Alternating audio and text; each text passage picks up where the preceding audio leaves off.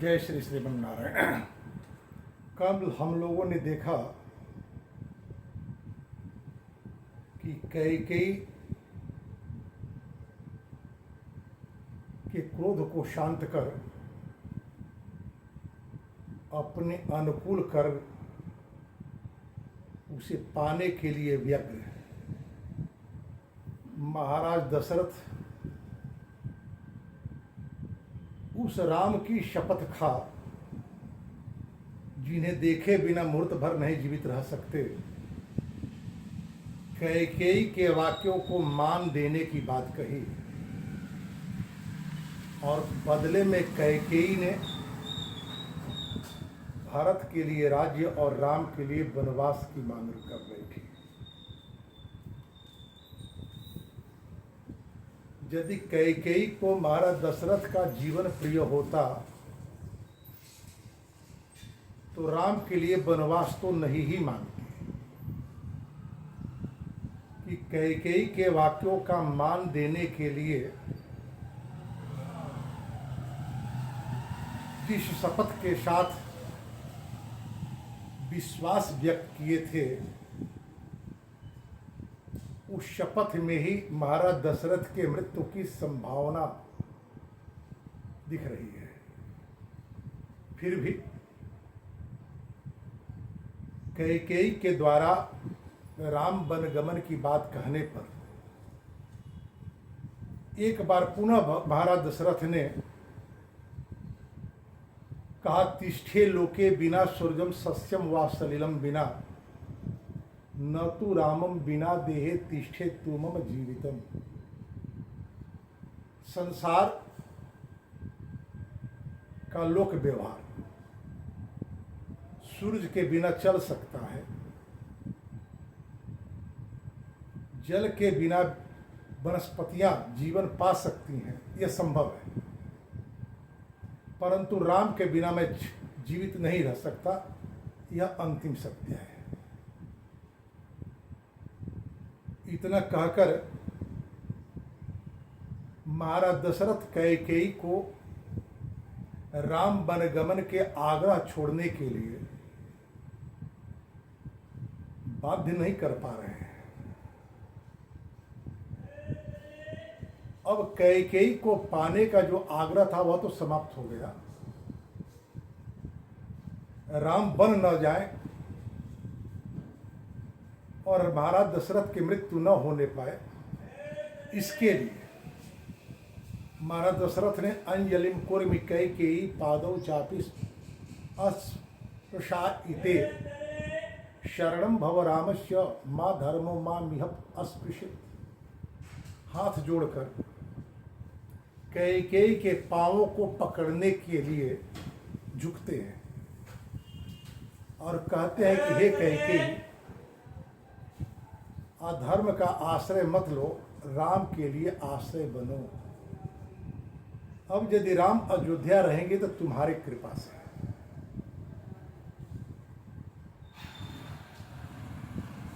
यह कहकर कैकेयी की ओर से क्या प्रतिक्रिया होती है इसकी प्रतीक्षा करते हैं महाराज दशरथ। और कैकेयी प्रतिक्रिया स्वरूप कहती है, जस्या प्रसाद जीवामी जाच मामभ्यपालयत तस्या कृता मया मिथ्या कैकेयी इति वक्ष्यसि। महाराज, आपको धर्म प्रिय नहीं है, अपना वचन प्रिय नहीं, राम प्रिय है यदि, तो आप कह दीजिए ये राम बन नहीं जाएंगे। लोगों के बीच में जब आपके इस वाक्य अवज्ञा की चर्चा होगी तो लोग निश्चित ही कहेंगे कि जिस कैकेयी ने महाराज दशरथ के प्राणों की रक्षा करी उस कैकेयी के प्रति महाराज अकृतज्ञ हो गए, कृतज्ञ हो गए। किल विषम त्वं नरेन्द्राणाम करिष्यसि नराधिप जे दत्त्वा वरमद्यैव पुनरन्यानि भाससे। इक्ष्वाकु वंश की जो महान परंपरा है उसी में आपका जन्म हुआ है आप का पुरुष कहे जाएंगे, क्या अंतर पड़ता है? महाराज अनरण्य यह जानने के बाद भी कि रावण के हाथों उनकी मृत्यु हो सकती है, ब्रह्मा के वरदान से रावण बली है, वह मारा नहीं जा सकता, फिर भी केवल उन्होंने इसलिए युद्ध किया कि कोई उन्हें का पुरुष न कहे। प्राण के मोह में धर्म का परित्याग कर जीने की इच्छा तो का पुरुष ही करते हैं।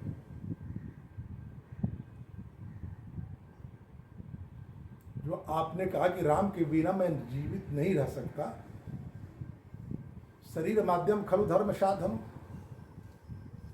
शरीर धर्म का साधन है, और यदि धर्म सामने है उसका पालन करते समय यदि शरीर का पात हो जाए, जीवन समाप्त हो जाए, तो क्या अंतर पड़ता है? बहुत दिनों तक आपने शासन का भोग किया, जीवन जिया, सारे भोग आपने भोगे, अनेकानेक यज्ञ आदि किए। भागवत में ऋषभ देव जी की कथा आती है। बहुत दिनों तक शासन की व्यवस्था संभालने के बाद अपने पुत्रों को बुलाकर उन्होंने कहा, इदम शरीरम मम दुर्विभाव्यम, अब यह शरीर मेरे लिए भार हो गया है, और राज्य दे दिए, चले गए नर्मदा के तट पर। तो आप किस लिए जीने की इच्छा रखते हैं? धर्म की अवज्ञा कर कर, धर्म का उल्लंघन कर कर संसार में अपकृति के भाजन बनेंगे।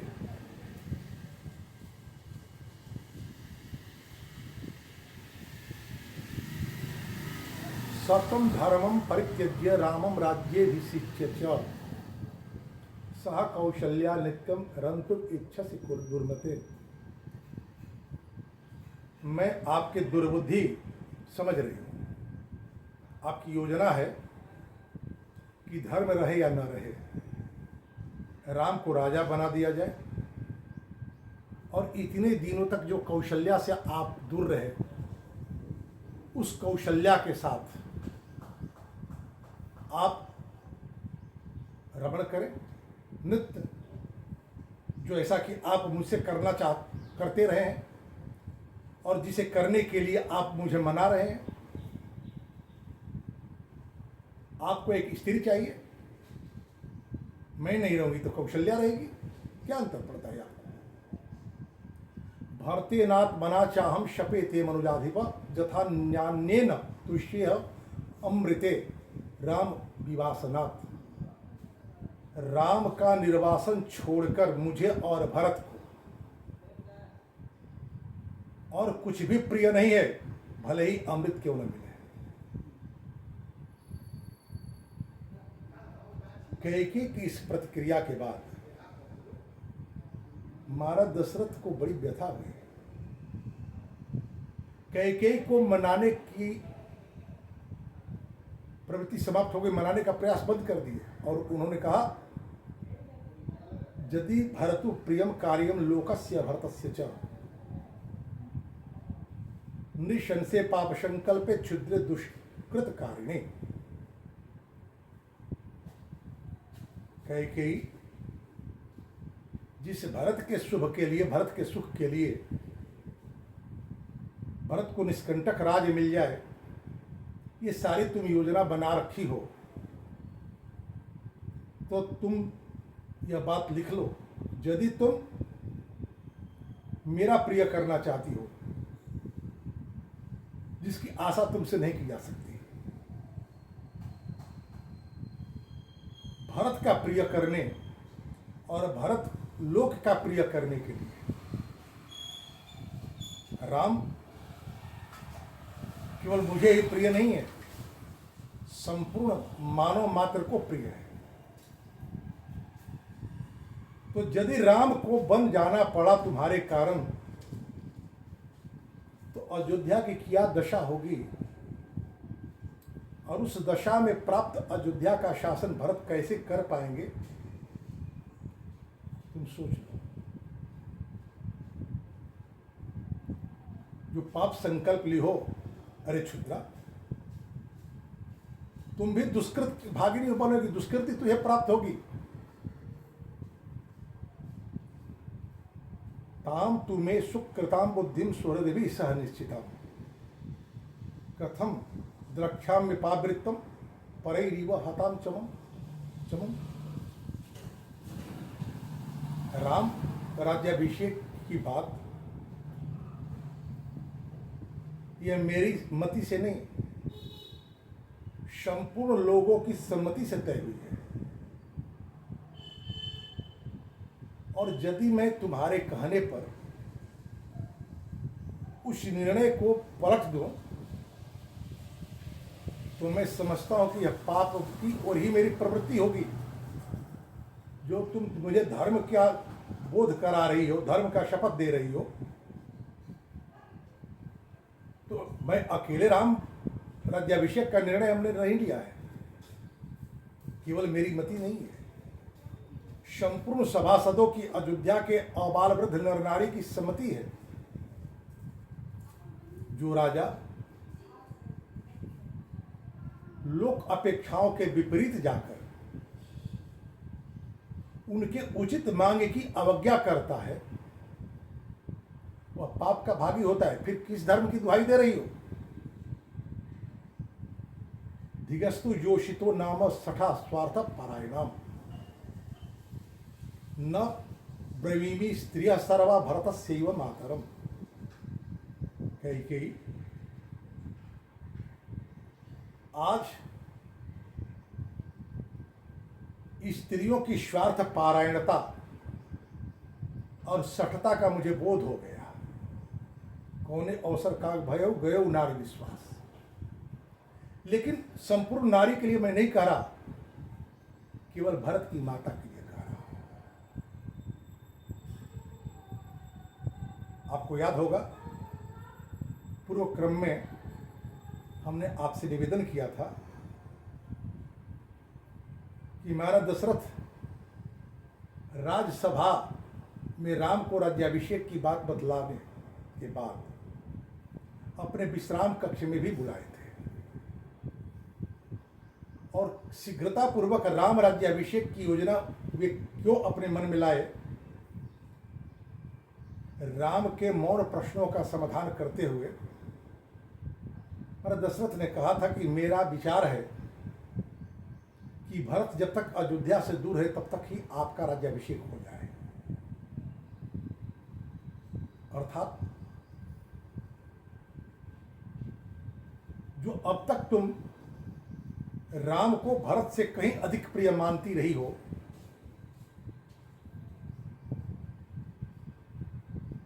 तो मुझे तो नहीं लगता कि राम को लेकर तुझे शिकायत है। निश्चित ही भरत की सम्मति होगी तब तुमने ऐसा निर्णय लिया है। स्वर्गे खलु रामस्य कुशलम दैवतैरपि प्रत्यादेशात अभिहितम धारयिष्ये कथम बत। धर्म का पालन व्यक्ति किस लिए करता है? स्वर्ग आदि उत्तम लोक की प्राप्ति हो इसके लिए करता है। ठीक है, तुम्हें दिए वरदान का सम्मान करते हुए मैं राम को वन भेज दूंगा। तुम्हारे दृष्टि में मेरे द्वारा धर्म की रक्षा हो जाएगी। मैं स्वर्ग चला जाऊंगा। वहां राम के विषय में मुझसे लोग पूछेंगे, क्योंकि राम सामान्य प्राणी नहीं है। महर्षि श्रृंगी के द्वारा जो मेरा पुत्रेष्ठी यज्ञ हो रहा था, उस पुत्रेष्ठी यज्ञ में ब्राह्मणों ने ब्रह्मा से निवेदन किया था और ब्रह्मा की सम्मति से भगवान विष्णु से निवेदन कर रावण वध के लिए उन्हें धराधाम पर अवतार लेने का निवेदन किया था।